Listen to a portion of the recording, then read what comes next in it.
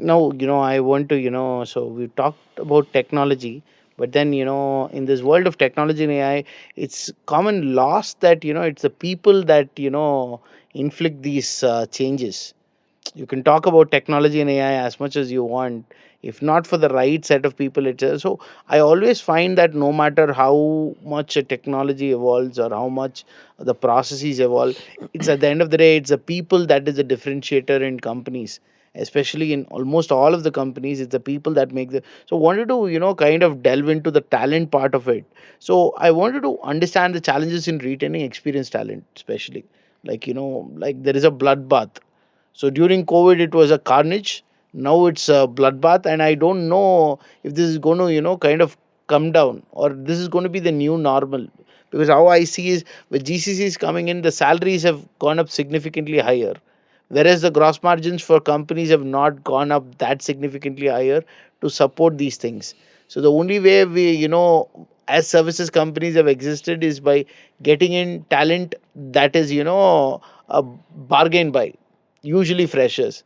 So that's how you kind of keep. So how do you make the freshers into more like an experienced talent? That is one part. The second part is retaining all these people. How do you retain, or is the cost of living in India going to go up permanently and not going to come back at all? So I want to ask you, Parminder, what are the biggest challenges you face in tech companies retaining experienced talent? One thing, Gautam, experienced, talented people, they're assets to the company, like nothing else. So we do face challenge because we have poaching going on in the market, but then how do you stop them? You give them what they require, especially with the experienced folks. What I see, which has really helped the technology companies retain their talent is you give those folks the opportunity to get what they want. It's not about what they are giving to the company, but how can we help them stay focused on what we are expecting from them. A couple of areas. One is they have a lot of information, they have a lot of experience, they have seen the challenges, they have navigated through the turbulent times.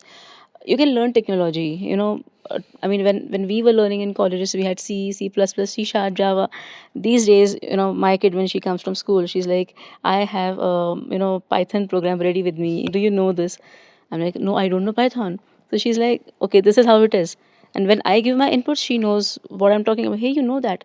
It's the same thing in different package. You need to understand the logic. So the attitude, the logical solutions that come with the experienced people. I mean, this is where it will keep you going. Even with the new talents coming in, working as experienced, give them mentors. I mean, I myself have a mentor even till today who will keep on telling me, okay, this is how it is to be done. On a very basic level, also, like, okay, does this, I wrote a document, does it look good? Hey, this is not the right way. Maybe you need to. So, they keep on giving you chances to explore new ideas, new avenues.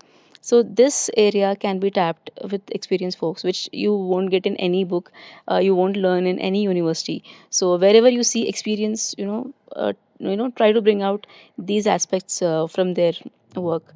Secondly is you pay them, like, sometimes it's not everybody just works for money. So they might be having a good bank balance, but then right now they really want to share what they have learned. Because for some people, including me, work is not work if I don't enjoy it. So if I enjoy, I can go up to 16 hours working and I'm like still relaxed. So next day again I show up at 7 a.m. Why do I was working at night? Because that is not work, it is something that keeps me going. That is my passion.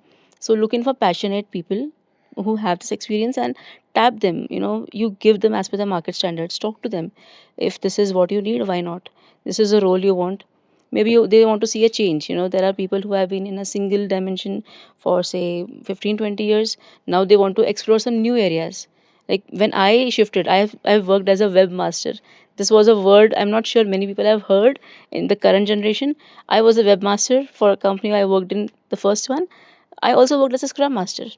When I was a webmaster, I never knew there would be a role called scrum master.